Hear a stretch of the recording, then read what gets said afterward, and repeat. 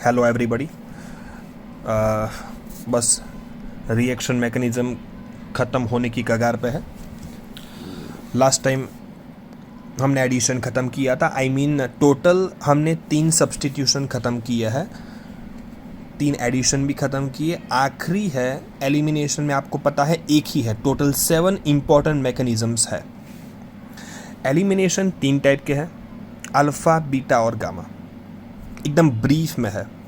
Alpha elimination rare case में होगा, बनेगा कार्बिन। कार्बिन में पढ़ा चुका हूँ, कार्बिन इलेक्ट्रॉन डेफिशिएंट होता है। पहली नज़र में न्यूक्लियोफाइल जैसा लग सकता है लेकिन है नहीं। Got it.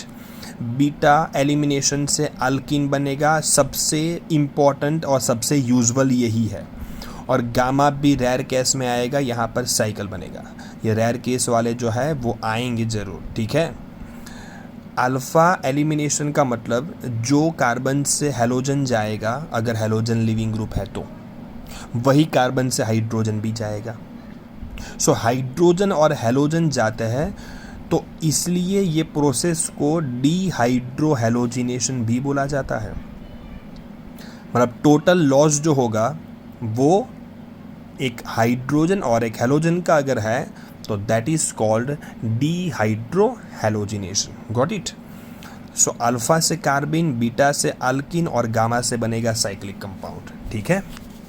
चलो अब बात करते हैं हम पहले अल्फा की, जो बहुत ही रेयर केस में आता है वो, ठीक है। टेक्स्ट बुक लेवल पे रिमर्टिमन जो 12th में है और कार्बाइलमाइन, ये दोनों में ये आएगा, ठीक है। मैकेनिज़्म आपको पढ़ाऊंगा मैं, ठीक है। उसका ही स्टेप यहाँ पर थोड़ा बताया है। क्लोरोफॉर्म और KOH, ठीक है। अल्कोहलिक KOH है, हर चीज़ को गौर से यहाँ पर देखना है। क्लोरोफॉर्म मैंने यहाँ ये चीज़ को यहाँ पर लिखा है, ओके, ये रहा।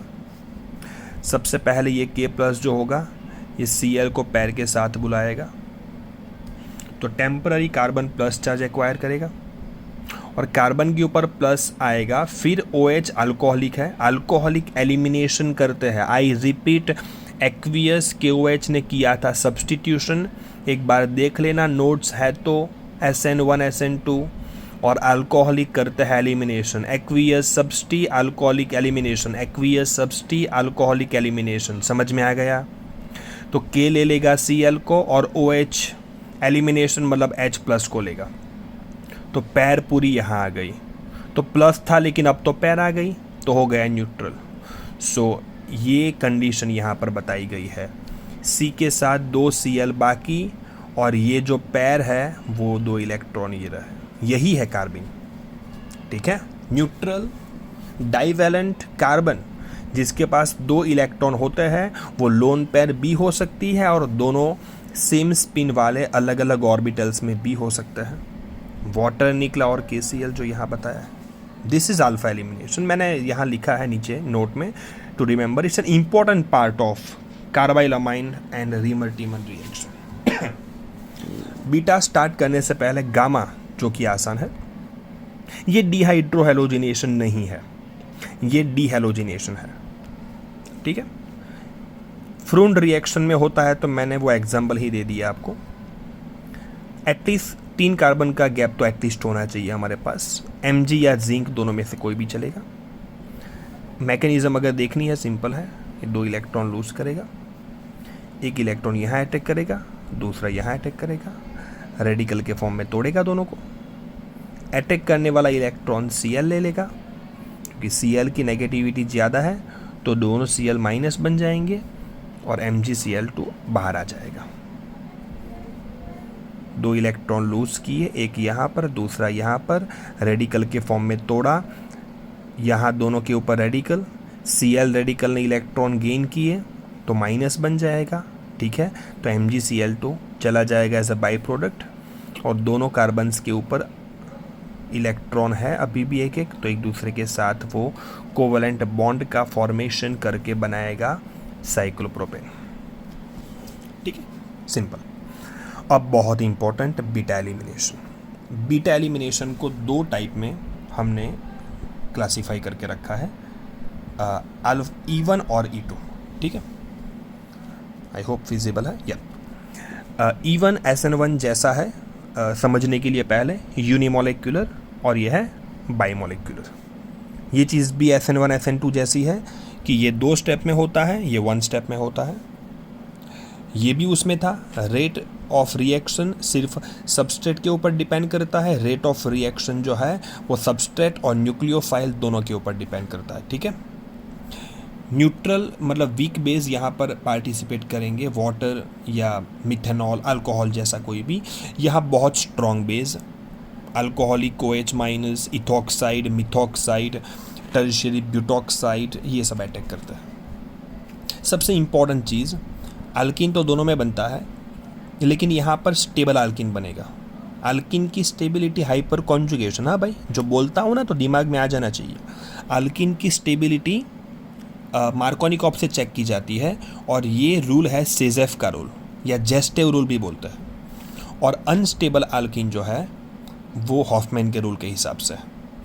अब ये रूल है क्या, स्टेटमेंट बता रहा हूँ मैं आपको कि ऐसा है कि भाई हैलोजन गया एक बार, ठीक है। उसके बाद अगर आपके पास 2 टाइप के बीटा हाइड्रोजन है तो स्टेबल अल्किन बनाने के लिए आप वहाँ से हाइड्रोजन लो जहाँ कम हाइड्रोजन हो। मैं आपको एग्जाम्पल देके बाद में बताता हूँ। पहले इतना याद रखो कि stable alkene according to Saytzeff और unstable alkene according to Hofmann, ठीक है। एक एग्जाम्पल लिया है मैंने, ये अल्काइल हैलाइड अल्कोहलिक KOH, ठीक है। अल्कोहलिक एलिमिनेशन करेगा, KBr को लेगा, कार्बोकेटाइन बनेगा। और अब बीटा एलिमिनेशन, प्लस चार्ज आया, हाइपर कॉन्जुगेशन वाला केस है। इसके पास सब सेम टाइप के है, इसके पास भी 3H, यहाँ भी 3, यहाँ भी 3, कहीं से भी लो कोई फ़र्क पड़ने वाला नहीं है। तो यहाँ पर कोई रूल एप्लीकेबल नहीं है, ठीक है। कोई रूल यहाँ पर काम का नहीं है, कहीं से भी उठाओ। OH है, मानो यहाँ मैंने हाईलाइट करके रखा है पूरा 3, तो H प्लस यहाँ से जाएगा और वैसे भी ये कार्बन प्लस हाइपर कॉन्जुगेशन से सिग्मा बॉन्ड को खींच ही रहा था, तो यहाँ हो जाएगा डबल बॉन्ड। अब मानो अगर ऐसा होता, ये एक ऐसा सबस्ट्रेट है plus alcoholic OH minus, KOH लिख दो तो भी चलेगा। पहले तो Br को निकाल दो, तो कार्बोकेटाइन बना, ठीक है। और अब बारी है KBr को हम निकाल देते हैं। अब बीटा H 2 टाइप के है, ये भी बीटा है और ये भी बीटा है, ठीक है। ये अल्फा था तो ये बीटा है। कहाँ से H ले, बिकॉज यहाँ से यहाँ 2H है, यहाँ पर 3H है। समझ में आया। अगर हमें स्टेबल अल्किन बनाना है, यहाँ तो अनस्टेबल बनेगा बिकॉज OH माइनस है, लेकिन अगर आपको स्टेबल बनाना है तो कम H वाले कार्बन से H लो। आप चाहो तो चेक कर सकते हो, यहाँ से H लूँगा तो यहाँ डबल बॉन्ड बनेगा, डबल बॉन्ड CH3 ब्यूटोइन, ठीक है। यह स्टेबल मतलब सेजेफ का रूल हो गया। और यहाँ से लेंगे तो यहाँ डबल बॉन्ड बनेगा, तो यह है इन अकॉर्डेंस विथ हॉफमैन। समझ में आ गया। कम H वाले से H लोगे तो सेजेफ, ज़्यादा हाइड्रोजन वाले कार्बन से अगर H लोगे तो अनस्टेबल, ठीक है। यहाँ पर अल्कोहलिक OH है तो आपको बनाना है unstable. So reaction mechanism chapter जो है वो ये यहाँ पर हमारा ख़त्म हो रहा है। अगली वीडियोस जो मेरे आएंगे वो हमारा अगला पार्ट जो भी है उसके मैं सेंड करूँगा, ठीक है। Thank you very much.